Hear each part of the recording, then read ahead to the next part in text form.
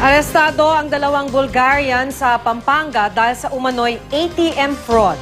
Nilalagyan daw ng mga suspect ng peking keypad ang mga ATM para makakuha ng bank account details at makapagnakaw. Makibalita tayo kay Joy Seki. Nahuli sina Miladinov Emil Stoyanov at Kanev Lioven Georgiev sa isang mall sa Pampanga. Ayon sa Police Regional Office 3, may isang ATM user na nagreklamo sa gwardiya ng mall. Nagdo-double entry raw kasi ang PIN code nito sa ATM. Kaduda-duda rin daw ang klase ng keypad ng cash machine. Pinuntahan ng mga gwardiya ang ATM. Namataan nila ang dalawang Bulgarian na tila kakaibang kinikilos malapit sa lugar kung nasaan ang mga ATM.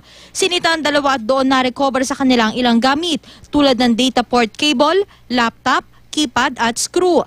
Ang siste pala ng mga sospek, pinapatong nila sa mga ATM keypad ang sarili nilang keypad.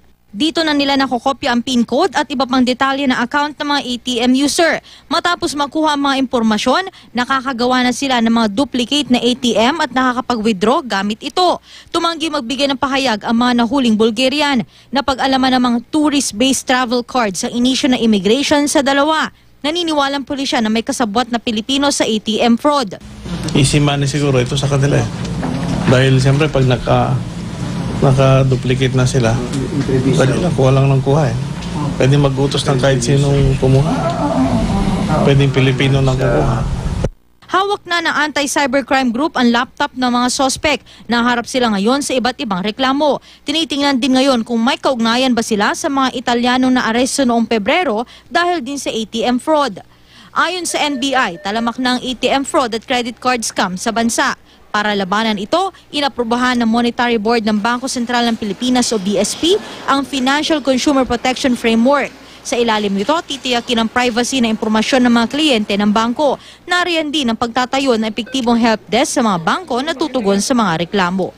Pwede kaming magpataw ng penalty, pwede kaming mag-issue ng reprimand dun sa taong dapat na mag-ayos niyan.